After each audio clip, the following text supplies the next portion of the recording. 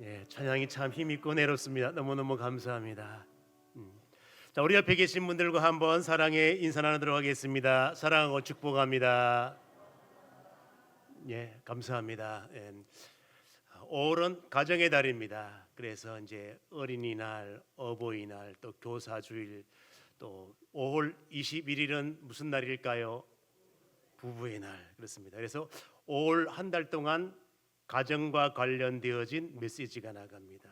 그래서 우리 금요일에는 교사에 관한 메시지를 선포하는데 오늘은 부부에 관한 메시지를 한번 생각을 해보도록 하겠습니다.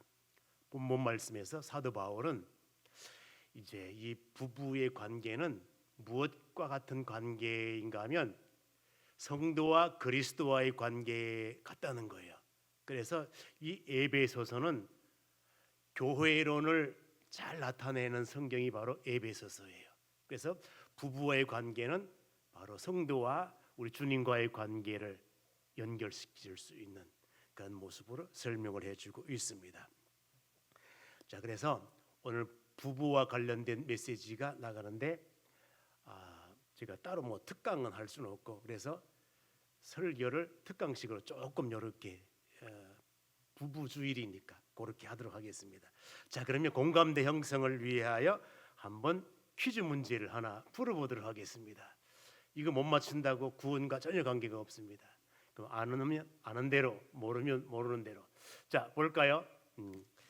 결혼은 해도 후에, 안 해도 후에 이렇게 말한 사람은 누굴까요? 뭐 알 수가 있나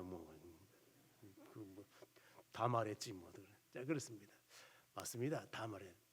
누군가 하면 여기 이제 키에르 케고로라는 사람이에요. 그 사람은 덴마크 출신인데 아버지도 독실한 기독교 신앙자고 본인도 독실한 기독교 신앙자야. 그래서 이 사람은 신학도 전공하고 철학도 전공하고 그래서 이제 유명한 철학자로서 그래서 일반 사람들이 이 사람에게 조금 이름을 붙여줬습니다. 뭐라고 이름을 붙인 겁니까? 이 사람은 실존주의 철학자야. 그래서 이쪽 철학적으로 굉장히 유명한 사람이야. 유명한 사람이야. 그런데 이 사람이 철학자이면서 신앙에 대한 관심을 많이 가졌던 사람이에요. 그래서 이 신앙을 가지고 결혼을 하기 위하여 이제 아내를 만났습니다. 그래서 약혼을 했어. 약혼을 하고 얼마 안 있다 파혼을 했어. 파혼을 하고 평생 독신으로 살다가 몇 살에 세상을 떠났는가 하면 43세에 세상을 떠나. 43세가 나이가 많아요, 적어요? 잘 모르시는가 봐요. 적은 나이에 세상을 떠나. 그 많은 사람들이 그 이제 키엘케고르에 대해서 생각을 해보기를 왜 결혼 생활을 저렇게 못하고 도중에 파혼을 했지? 막 연구를 한 거예요. 그래서 이제 결론이 났습니다. 어떤 결론이 나왔는가 하면 이 사람은 자기 신앙이 높다가 보니까 상대를 볼 때에 그 정도 수준이 안 되면 신앙인으로 안 보는 거예요. 그래서 자기 아내 될 사람도 신앙을 요구하는데 내가 신앙이 높기 때문에 그 높다고 하는 것은 누구 기준이에요? 하나님 기준이에요? 자기 기준이에요? 자기 기준이야. 자기 기준으로 볼 때 이 정도 신앙은 되어야 내 아내감이 돼야 되는데 좀 못 미쳐. 그러니까 이 키엘케고르가 생각할 때 자기 아내가 될 사람은 요즘 말로 말하면 성모 마리아 같은 사람 정도는 돼야 돼. 그게 안 되는 거야. 그러니까 이게 잘 안 맞아 돌아가. 그래 결국은 파혼을 해. 이게 문제인 거예요. 그래서 평생 독신으로 살다가 생을 마감을 하게 됩니다. 자, 그렇습니다. 그럼 이제 우리가 잘 어울리는 부부를 뭐라고 표현하는가 하면 저 부부는 금슬 좋은 부부야. 이런 말 들어보셨지요? 뭐라도 이렇게 뭐라 해야 되는데 방송국의 강사들이 왜 강의를 잘하는 줄 아세요? 뭐 하기 때문에? 호응을 잘하기 때문에. 그래서 방송국에 거기에 가는 사람들 훈련을 받고 강의 들어가. 뭐 하게 되게 되면 하고 와 하고. 부흥사들이 왜 설교 잘하는 줄 아세요? 성도들이 뭐 하기 때문에? 호응을 아멘 하니까 그러는 거예요. 장로교 목사들이 왜 설교 못하는 줄 아세요? 장로교 성도들은 호응을 잘 안 해. 처음부터 끝까지 아멘 절대 안 하고. 자, 그렇습니다. 자, 여기에서 이제 볼 때에 보면 이제 금슬 좋은 부부 할 때 당나라 악기, 당악에서는 뭐라고 표현하는가 하면은 금슬 이 말을 써요. 여기 보면 검은고와 비파가 너무 잘 어울려지는 소리를 낸다 그래서 부부가 참 잘 어울릴 때 금슬 좋은 부부라 이렇게 표현해.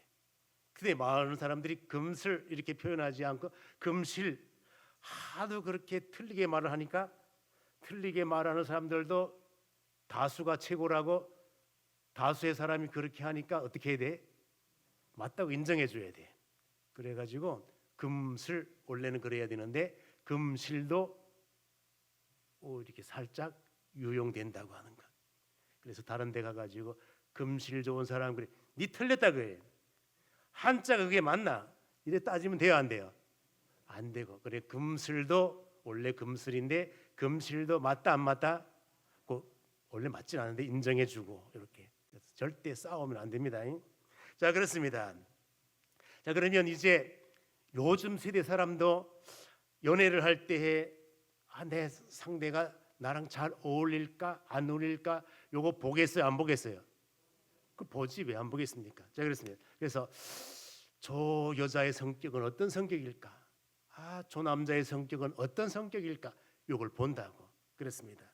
그래서 요즘 세대 사람들은 사람 남자 여자를 구분할 때 어떻게 구분하는가 하면 태토남, 태토녀, 애견남, 애견녀 그렇게 구분을 해. 그렇습니다.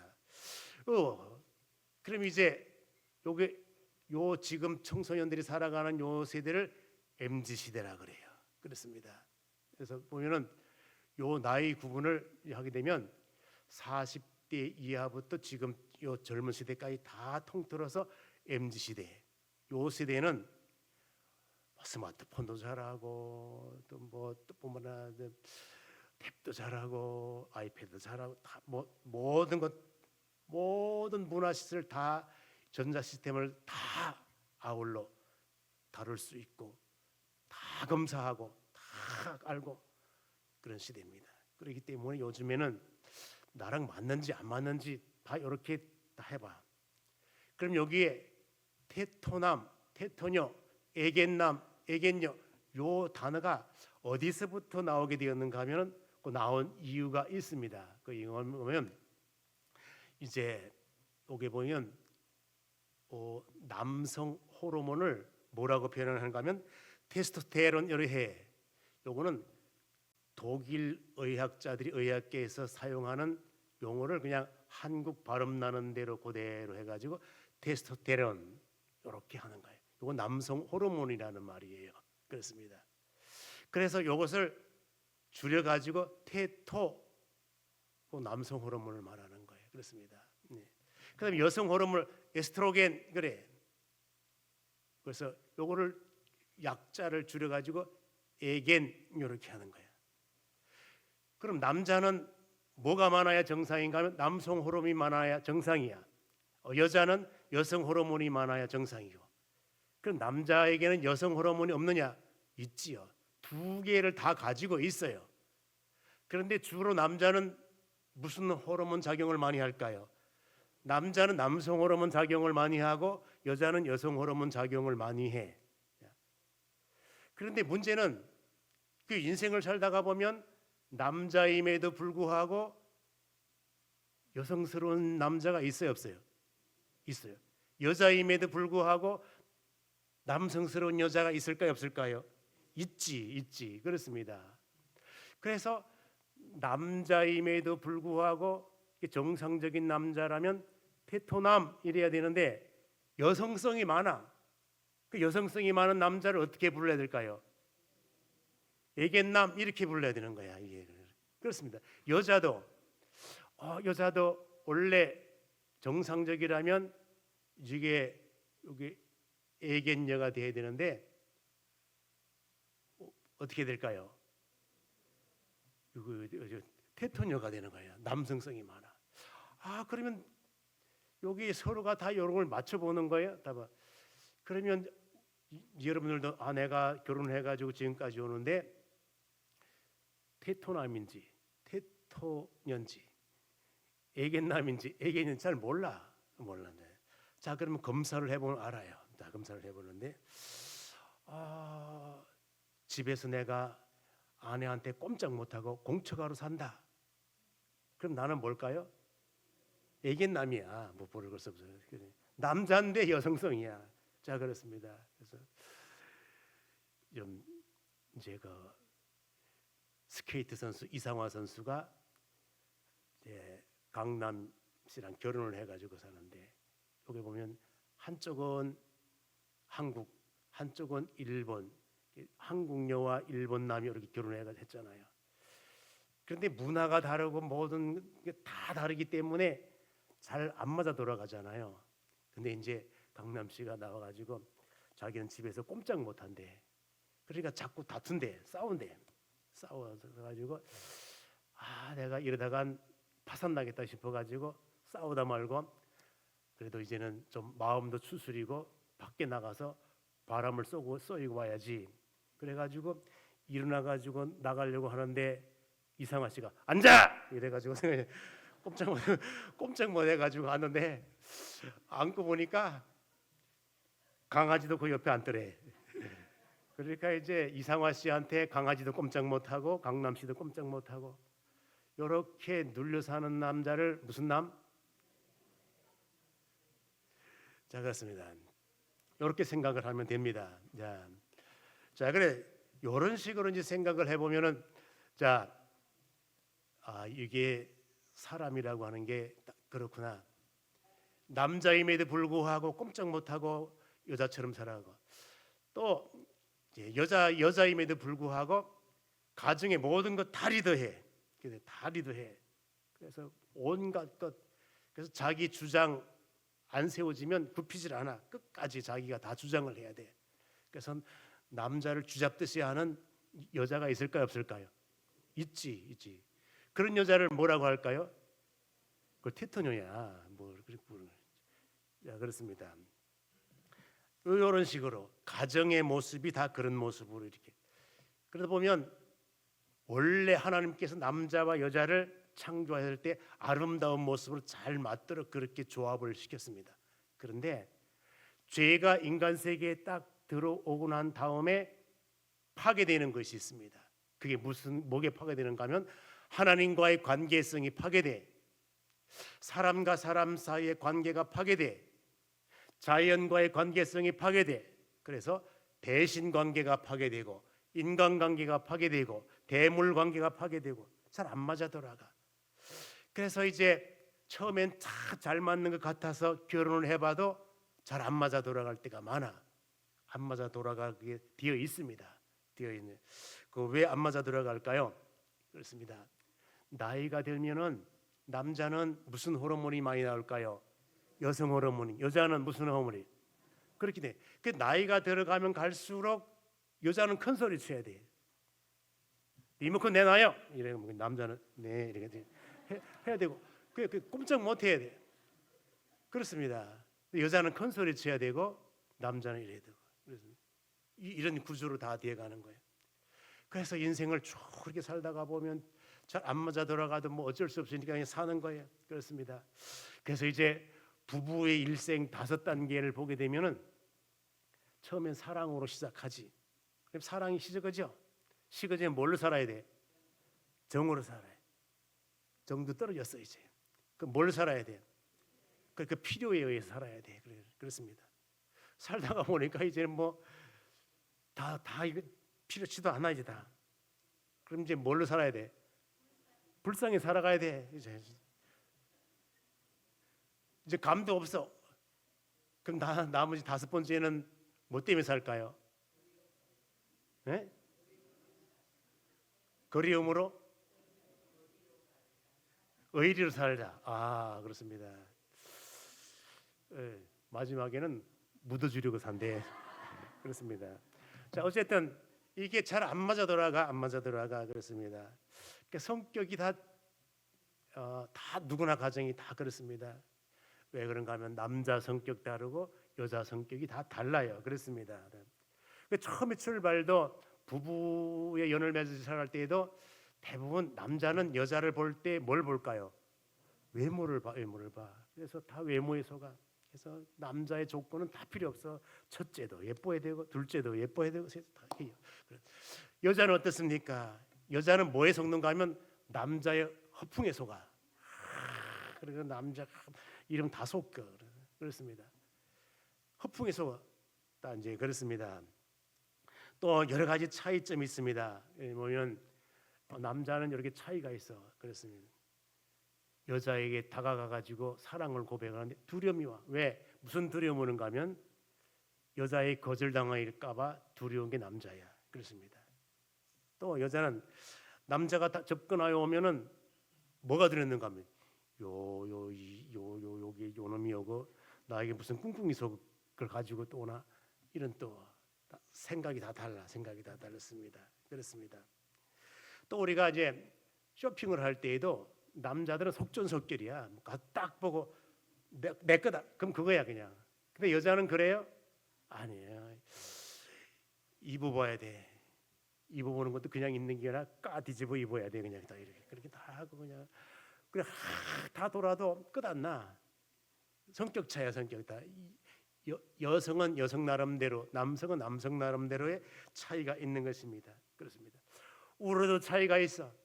남자가 오늘 흘리는 눈물은 다시 안 울기 위해서 울어. 근데 여자는 수시로 울어야 돼. 왜? 몰라. 그것도 왜 울지? 그렇습니다. 평생 여자의 무기야. 그래서 이유도 없이 울어 그냥 다. 그래서 그렇습니다.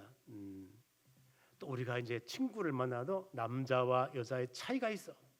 어떤 차이가 있는가 하면 남자는 인생의 모든 문제, 야 친구야 소주 한잔 하자 뭐 이래가지고 그냥 인생 답답한 거 다 털어놓고 이렇게 하기 위하여 인생 답답한 거 털어놓아 그냥 소주 한잔 마시고 뭐 다 이렇게 그게 남자야. 근데 여자는 자랑하기 위해서 만나. 그래가지고 나 디올백 샀다 이래가지고 디올백 하나 그렇습니다. 자, 이런 식으로 뭔가 자랑을 해야 돼. 끌이가 있어요. 다 이게 차이점이 있습니다. 이렇습니다. 그래서 이제 성경적으로 이렇게 볼 때 남자와 여자 이것을 할 때 원래는 동등의 모습으로 이렇게 했습니다. 왜? 하나님의 형상을 입은 자의 모습으로 여자도 남자도 다 동일한 모습으로 이렇게 했습니다. 그리고 신약적인 모습으로 보나 구약적인 모습 동등이야. 왜? 하나님의 형상을 입은 자로서 또 새로운 피조물도 그리스도 안에서 새로운 피조물이라 그랬으니까 여자든 남자든 다 주님 안에서 한 모습으로 있어. 그런데 구약과 신약 다 통틀어서 볼 때에 이게 기능상의 위치를 볼 때 질서 유지를 위하여 영적 질서를 위하여 남자는 여자의 리더자 머리가 되도록 하였고 가정의 가장으로서 남자는 축복권을 가지고 축복할 수 있는 권한으로 이렇게 설명을 합니다. 그래서 설명을 해요. 그래서 우리가 이 땅에 살아가는 동안에 남자는 영적 질서를 위하여 영성을 가지고 기도를 주관하고 막 이런 면이 있어야 돼요. 이런 면. 그런데 대부분 남자들이 예수 안 믿기 때문에 영적 가정이 이게 온전하지 못합니다. 자, 그래서 부부가 다 합심하여 영성 세계로 들어가서 합심하여 세우면 아름다운 가정이 될 텐데 그렇게 못 되는 경향이 있습니다. 자, 그럼 이제 우리가 영적 가정을 세우기 위하여 오늘 본문 말씀에 보게 되면 아내들이여 남편에게 뭐하라? 복종하라. 이게 복종한다고 하는 의미가 두 가지가 있어요. 그래서 헬라어 단어로 두 가지를 사용을 하는데 군인들이 상명하복, 이렇게 상사가 명령하면 부하는 반드시 복종해야 되는 헬라 제국 시대의 군사용어로 사용하는 복종의 의미가 있습니다. 그런데 오늘 본문 말씀 사도 바울이 말하는 복종은 그런 복종이 아니라 이것은 영적 질서를 세우기 위하여, 아름다운 가정을 세우기 위하여 자발적 순종을 말하는 거예요. 자발적 순종. 그래서 이 복종이라는 말을 다른 말로 표현을 하기를 존경이라 이렇게 표현합니다. 자, 존경이라는 말 한번 볼까요? 22절 한번 읽고 33절 이렇게 두 번 읽겠습니다. 자, 22절 한번 읽어볼까요? 시작. 아내들이여 자기 남편에게 복종하기를 주께 하듯 하라. 자, 복종이라는 단어가 나왔지요. 그럼 33절 가서 볼까요? 읽습니다. 시작. 그러나 너희도 각각 자기의 아내 사랑하기를 자신같이 하고 아내도 자기 남편을 존경하라. 자기 남편을 뭐하라? 존경하라. 그렇습니다. 존경하라. 그렇습니다. 그래서 이 존경 차원에서 자발적인 순종, 이것이 있어야지 헬라 제국 시대에 장군이 부하들에게 하라 뭐 이래가지고 그렇게 하는 모습의 복종이 아니라는 거예요. 그렇습니다. 그래서 아내들은 남편에게 존경의 모습이 있어야 된다는 것입니다. 그렇습니다. 여러분, 성경을 보게 되면 아내가 자기 남편에게 죽게 하듯 하기 위하여 자기 남편을 주라고 부른 사람이 있어요. 누가 그렇게 했을까요? 그렇지. 사라가 아브라함에게 주라고 이렇게, 그만큼 존경의 표시가 있습니다. 존경의 표시가. 근데 오늘날 많은 아내들이 남편에게 여보 주 뭐 이런 식으로 격상하여 이렇게 불러? 부르기 쉽지 않아. 이런 인간아, 이런 왼수야, 이렇게 안 부르면 다행이죠. 자, 그렇습니다. 성경을 보게 되면 주라고 이렇게 불렀던 것을 볼 때 그게 아름다운 모습이구나 하는 것을 깨달을 수 있습니다. 자, 그러면 반대로 남편들은 어떤 모습이 되는가 하면 아내를 사랑하는 모습으로 있어야 되는데 우리 주님이 교회를 사랑함과 같이 그렇게 해야 된다는 거예요. 자, 한번 볼까요? 우리 한번 23절 다 같이 한번 읽습니다. 시작. 이는 남편이 아내의 머리됨이 그리스도께서 교회의 머리됨과 같으니 그가 바로 몸의 구주시니라. 그렇습니다. 이렇게 해가지고 이제 그리스도가 교회를 사랑하는데 이게 머리 이렇게 구주로 되어 있잖아요. 그런 물건 나는 머리야. 그래서 막 쥐잡듯이 하는 것이 아니라 사랑으로 다스렸다는 거예요. 사랑으로. 자, 볼까요? 한번 보겠습니다. 25절 말씀 볼까요? 25절 다 같이 시작. 남편들아 아내 사랑하기를 그리스도께서 교회를 사랑하시고 그 교회를 위하여 자신을 주심같이 하라. 그렇습니다. 이게 사랑과, 그러므로 이 아름다운 가정의 모습은 존경과 사랑이 동시에 어울려져 있어야 아름다운 가정이 된다는 것입니다. 부부의 모습이, 그래서 가정의 모습도 그렇게, 교회의 모습도 그리스도와 성도 간의 이 사랑과, 그래서 그리스도는 성도를 사랑하고 성도는 그리스도를 존경하고 이렇게 그렇습니다. 이런 모습이 되어야 아름다운 가정, 아름다운 교회.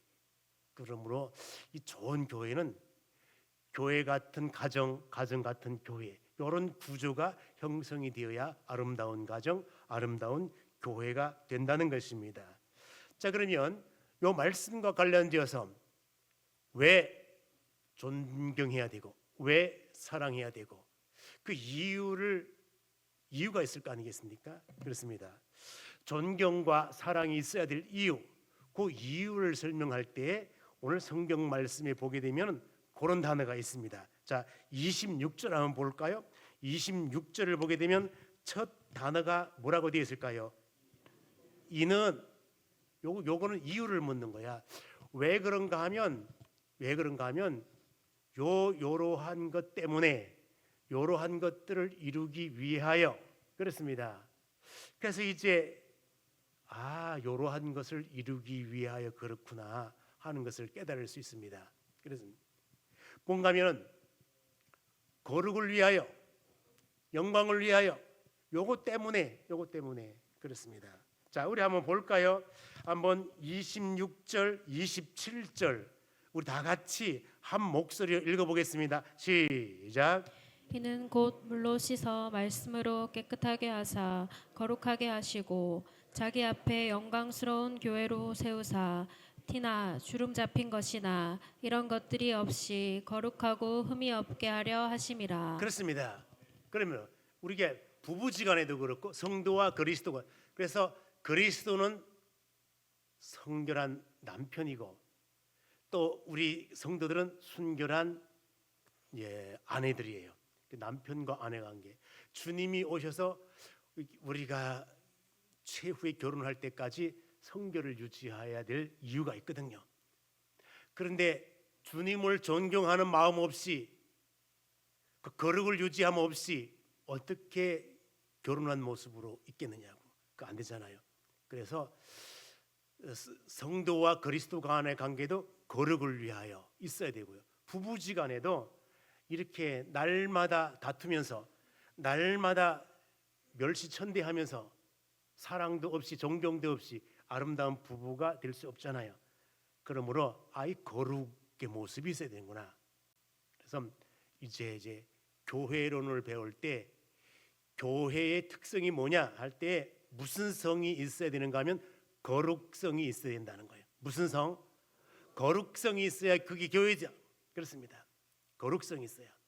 가정에도 마찬가지로 부부지간에 이렇게 서로 다툼과 원망과 시비, 갈등으로 있다면 이건 거룩성이 사라진 거예요. 자, 그다음에 영광을 위하여. 그렇습니다. 영광을 위하여. 그래서 27절에 보면 자기 앞에 영광스러운 교회로 세우사. 그 영광을 위하여. 그렇습니다. 아름다운 세상의 먹금으로 가려진 가정이 아니라 사탄의 세력들로 가려진 그러한 교회가 아니라 영광스러운 교회, 영광스러운 가정, 이러한 모습이 있어야 된다는 것입니다. 그렇습니다. 그러면 이제 이러한 것들을 볼 때에 이 남편과 아내의 관계, 그리스도와 성도의 관계, 이게 아름다운 관계가 있어야 되는 것이구나. 출발을 아름답게 했으니 이게 앞으로 가는 사람도 이게 아름다운 삶으로 계속적으로 성숙해져 가야 되는구나 하는 것을 깨달을 수가 있습니다. 그렇습니다. 자, 우리가 하다 보면 마음이 잘 안 맞아. 기독교인임에도 불구하고 잘 안 맞아. 그러면 어떤 남편이 성격이 더러운 여자를 더 조금 세속적으로 말하면 뭐 같은 여자일까요? 성격이, 저는 말 안 했습니다. 여러분들이 지랄 같다고 했겠네요. 부부가 다 기독교인이라 그러는데 살다가 보니까 부인이 성격이 지랄 같아. 못 감당해. 이해할 수가 없어. 그래가지고 남편이 교회 가가지고 주님, 저는요 제 아내 성격을 도저히 이해할 수가 없습니다. 어떻게 좀 해결해 주세요. 하나님께서 응답이 왔답니다. 응답이 뭐라고 응답하면 나도 이해할 수가 없어가지고 네 아내 연구 중이다. 그래. 연구 중이래. 하나님도 연구 중이래. 그렇습니다. 자, 이제 그래서 우리가 옛날 MZ 시대와 지난 세대를 다 비교해 보면 지난 세대는 삶이 어려워도 그냥 꿋꿋이 그냥 가는데 하다가 보면 요새는 무슨 성격 안 맞고 다 하면서, 그래서 인생 연륜이 깊어진 부부에 가가지고 기자간 부를 때 참 어떻게 당신은 평생 부부 싸움도 안 하고 이렇게 지금 이 연세까지 잘 사셨습니까? 그랬더니 그 부부가 하는 말이 안 싸운 게 아니라고. 근데 어떻게 안 헤어지고 지금까지 잘 사셨어요? 그랬더니 안 싸운 게 아니라 많이 싸웠지만 우리는 고쳤었다고. 뭐 했다고? 부족하고 뭐 떨어지고 이러면 옛날 부부는 고쳤었대. 지금은 안 고쳤어. 지금은 어디 고장 나면 뭐 할까요? 버리지 뭐. 버리면 돼. 아, 그렇구나. 인생 사는 비결 바로 그거예요. 우리도 원래 버려질 존재야. 근데 주님이 나를 고쳤어. 그렇습니다. 그래서 이러한 부분을 뭐라고 표현하는가 하면은 이제 상처가 있고 뭐하고 다 해도 상한 갈대를 우리 주님은 뭐하지 아니하시고. 여러분, 요 말의 의미가 어디에 나오는가 하면 옛날 고대 건동 지방의 목동들이 양을 치면서 너무 무료하니까 갈대를 꺾어가지고 피리를 만들어 불어. 그래서 갈대 피리를 만들어 이렇게 불다가 갈대 피리가 오래가요, 쉽게 상해요? 쉽게 상하지. 그럼 버려. 왜? 갈대가 많은데 뭐 또 뽑아 하면 되고 또 뽑아. 사람은 뭔가를 쓰다가 상하면 버려. 근데 우리 주님은 상한 갈대를 뭐 하지 않는다고? 버려. 안 버려. 어떻게 하시는 분인가 하면 고쳐 치료하여 사용하시는 분이야. 그렇습니다. 여러분들도 앞으로 살아가는 날 동안에 무엇이 잘못되고 부족하다고 버리는 일을 하지 마시고 주님 안에서 내가 감싸고 또 감싸고. 그렇습니다. 포옹을 지나서 포용의 단계까지. 포옹은 그냥 몸을 껴안는 게 포옹이야. 근데 마음까지 껴안으면 뭐가 될까요? 포용이 되는 거야. 주님 안에서 서로를 포옹하고 포용할 수 있는 믿음의 종들로 살아갈 수 있기를 주님의 이름으로 축원드립니다. 기도하겠습니다. 사랑 많으신 아버지 하나님, 말씀 깨닫게 하심 감사드립니다. 하나님께서 모든 가정들을 세워 싸우니 온 가정과 교회를 온전케 하여 주시옵소서. 계속 사용하여 주시옵소서. 예수님의 이름으로 기도 올리옵나이다. 아멘.